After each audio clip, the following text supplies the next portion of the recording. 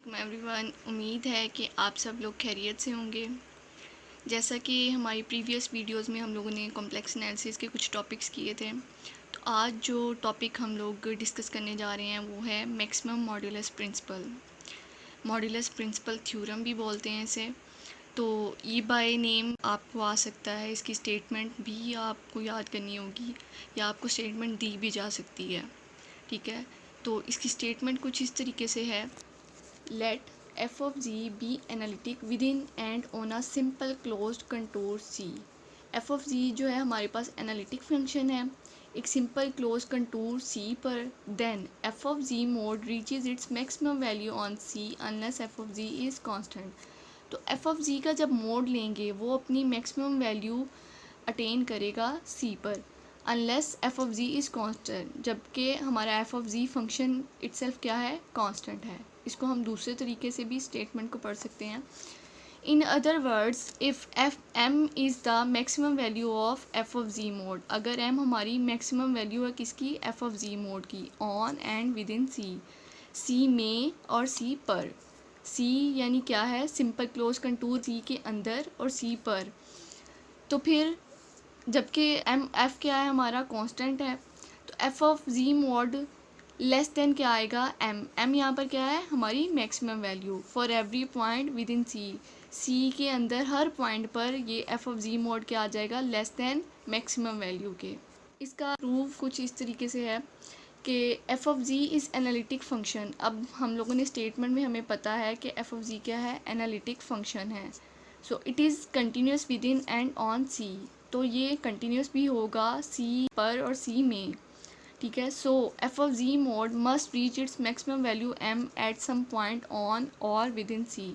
तो f of ji mode क्या होगा, अपनी मैक्सिमम वैल्यू अटेन करेगा किसी भी पॉइंट पर जो कि सी में होगी या सी पर होगी। ठीक है, अब हम लोगों ने एक डायग्राम बना ली इसकी। एक सी हमारे पास सिंपल क्लोज कंटूर आ गई, जिसमें हम लोग जैसे जैसे प्रूव करते जाएंगे हम लोग उसके अंदर दो सर्कल बना लेंगे। एक हमारा सर्कल होगा गैमा और एक होगा हमारा गैमा प्राइम। उसमें हम कुछ पॉइंट्स ले लेंगे। गैमा सर्कल के लिए ए पॉइंट ले लेंगे हम लोग और गैमा प्राइम के लिए बी पॉइंट ले लेंगे, जिसको मैं ऑनवर्ड आपको आगे बताती जाऊंगी। अब हम लोगों ने पहली चीज़ जो अज्यूम करनी है वो ये है, let us assume that f of ji is not continuous. हमें पता है कि फंक्शन हमारा एनालिटिक भी है और कंटिन्यूस भी है, लेकिन इसको प्रूव करवाने के लिए हम लोग एक रॉन्ग स्टेटमेंट ले लेंगे। हम कह देंगे कि कंटिन्यूस नहीं है।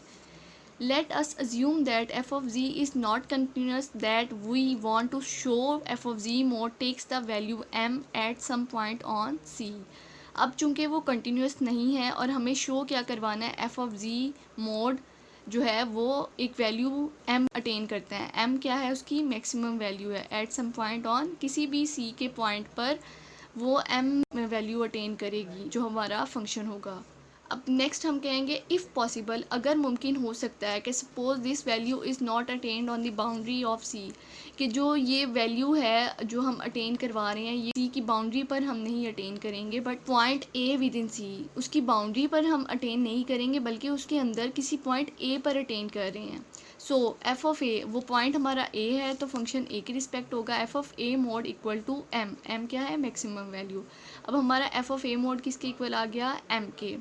अब हम लोगों ने एक सर्कल ले लिया। मैंने आपको बताया था कि गैमा, हम एक सर्कल ड्रॉ करेंगे सी के अंदर। Let gamma be a circle inside C with centre a, जिसका सेंटर क्या था, ए। गैमा प्राइम का सेंटर हम बी रखेंगे लेकिन गैमा का सेंटर हम ए रखेंगे। ये देखिए सी हमारा जो है सिंपल क्लोज कंटूर है जिसमें हम लोगों ने गैमा एक सर्कल बनाया जिसका सेंटर है ए। अब हमें पता है कि एफ ऑफ जी मोड हमारा एम के इक्वल आता है। एम क्या है यहाँ पर, maximum value of function f of g की। But f of ji is not a constant. अब हमने कहा है एफ ऑफ जी, लेकिन जो है एफ ऑफ जी हमारा जो फंक्शन है वो एक कांस्टेंट नहीं है। So there exist a point b inside gamma such that, अब बी एक पॉइंट एग्जिस्ट करेगा गैमा के अंदर। So f of b mod किसके लेस होगा, एम के, मैक्सिमम वैल्यू के लेस हो जाएगा। एफ ऑफ जी फंक्शन हमारा एम के इक्वल है। एफ ऑफ ए मोड जो फंक्शन है वो हमारा ये एम के इक्वल है, लेकिन बी वाला जो आएगा वो लेस दैन एम आ जाएगा। अब हम लोग लेट कर लेंगे कि अब यहाँ पर तो वो लेस है तो वो इक्वल किसके है, हम लेट कर लेंगे f of b mod equal to M minus epsilon. Epsilon where epsilon क्या है, ग्रेटर देन ज़ीरो है। अब हमें पता है कि एफ ऑफ जी क्या है, एक कंटिन्यूस फंक्शन है, और कंटिन्यूस की डेफिनेशन जब हम होल्ड करवाते हैं तो हम फंक्शन को लेस दैन एप्सिलॉन करते हैं। तो जो पॉइंट होता है फंक्शन का उसको हम लेस दैन पार्शियल कर देते हैं। तो अब एप्सिलॉन हमारे पास है, तो अगर फंक्शन हमारा कंटिन्यूस है, so there exist a partial greater than 0 such that f of z mod minus f of b mod का whole mod less than epsilon over 2। अब फंक्शन जो है हमारा epsilon over 2 के लेस है तो पॉइंट भी एग्जिस्ट करेंगे वेयर z, पॉइंट फंक्शन के अंदर दो पॉइंट्स है ना z और b, तो where z minus b mod less than partial. ये हम लोगों ने कंटिन्यूस फंक्शन की डेफिनेशन होल्ड करवा दी, इसको हम इक्वेशन 1 का नाम दे देंगे। अब हमें कॉम्प्लेक्स एनालिसिस में एक प्रॉपर्टी का पता है कि f of ji mod minus f of b mod less and equal to f of ji mod minus f of b mod का होल मोड। अब ये देखें ये दोनों सेम है, तो ये डायरेक्ट अगर हम इक्वेशन 1 को लेके चलें तो ये दोनों इक्वल हैं, तो ये डायरेक्ट इसके लेस आ जाएगा, f of ji mod minus f of b mod less than epsilon over 2 आ जाएगा। अब हम लोगों ने इक्वेशन 1 ली उसी तरीके से, तो हमारा क्या आ गया, f of ji mod minus f of b mod less than epsilon over 2, जो कि मैंने अभी बताया आपको। अब यहाँ पर ये फंक्शन माइनस है, दूसरी साइड पर जाके पॉजिटिव हो जाएगा, f of ji mod less than f of b mod plus epsilon over 2। अब हमें पता है हम लोगों ने एफ ऑफ बी मोड की वैल्यू क्या लेट की थी, एम माइनस एप्सिलॉन, वो हम यहाँ पर पुट कर देंगे। अब जब इन दोनों का एलसीएम लिया तो माइनस एप्सिलॉन ओवर 2 आ गया फॉर ऑल जी के पॉइंट्स पर, जहाँ पर जी माइनस बी मोड किसके लेस है, पार्शियल के। अब हम लोग एक और सर्कल ड्रॉ कर लेंगे, उस सर्कल के अंदर क्लोज कंटूर जो सी थी हमारी उसके अंदर पहले हम लोगों ने एक गैमा सर्कल ड्रॉ किया था जिसमें एक पॉइंट था ए। अब हम लोग गैमा प्राइम लेंगे, draw a circle gamma prime with centre a, इसका सेंटर भी ए ही होगा लेकिन जो कि पास करेगा पॉइंट बी में से।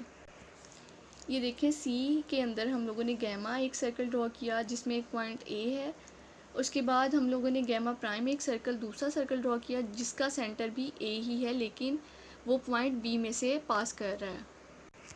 तो अब इस दूसरे सर्कल का रेडियस हम इस तरीके से लेंगे, radius of the circle gamma prime equal to b minus a, b point में से ए माइनस कर देंगे, बी माइनस ए मॉड, तो ये आ गया आर।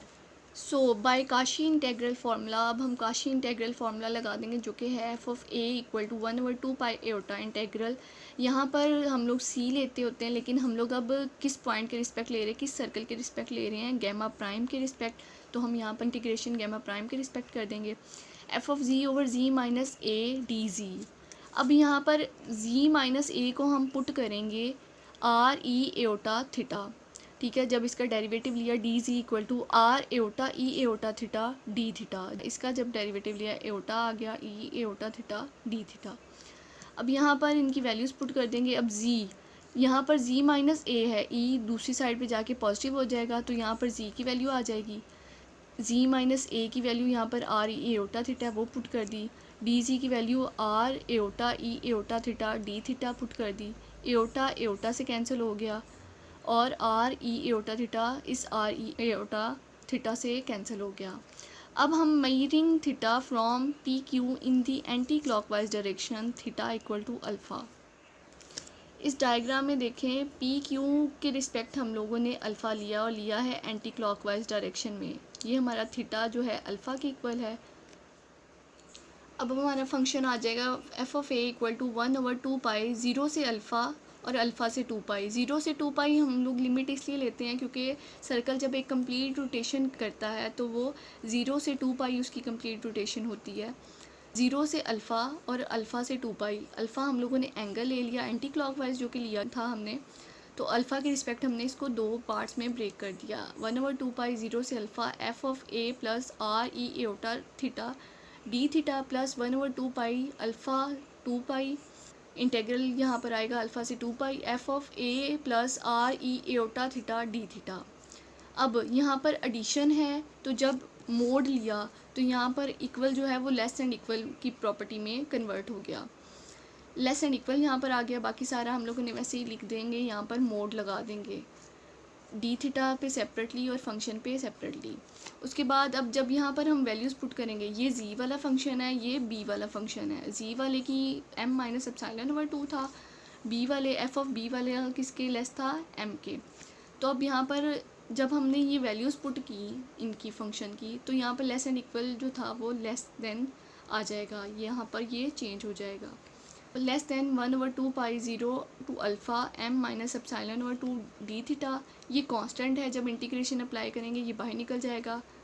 उसके बाद जब यहाँ पर थीटा आएगा तो थीटा की जगह जब हम वैल्यूज़ पुट करेंगे अल्फ़ा माइनस 0 यानी upper limit minus lower limit, तो यहाँ पर आ जाएगा अल्फ़ा। उसके बाद इसी तरीके से यहाँ पर m कांस्टेंट है, ये भी जब बाहर निकल जाएगा, तो जब थीटा यहाँ पर आएगा और थीटा की जगह हम जब लिमिट्स पुट करेंगे 2 पाई माइनस अल्फ़ा आ जाएगा। उसके बाद इनको अंदर मल्टीप्लाई कर देंगे, alpha m over 2 pi minus alpha epsilon over 4 pi plus m 2 pi over 2 pi minus m alpha over 2 पाई, ये कट जाएंगे। कटिंग होने के बाद less m minus alpha epsilon over 4 पाई आ जाएगा। अब हमें पता है कि m जो है, हम कह रहे हैं कि f ऑफ a मोड जो होगा वो m के इक्वल होगा, और एट अ टाइम ये less than m minus alpha epsilon over 4 पाई भी आ रहा है, तो ये एट अ टाइम दोनों के इक्वल भी और लेस भी नहीं आ सकता। यहाँ पर m के इक्वल भी है और लेस भी है, m minus alpha epsilon over 4 pi, so which is absurd, ये हमारी रॉन्ग स्टेटमेंट हो जाएगी। So f of z mode cannot attain its maximum value at any point within C, तो C के अंदर वो किसी पॉइंट पर भी अपनी मैक्सिमम वैल्यू अटेन नहीं करेगा, so it must attain it's maximum value on C।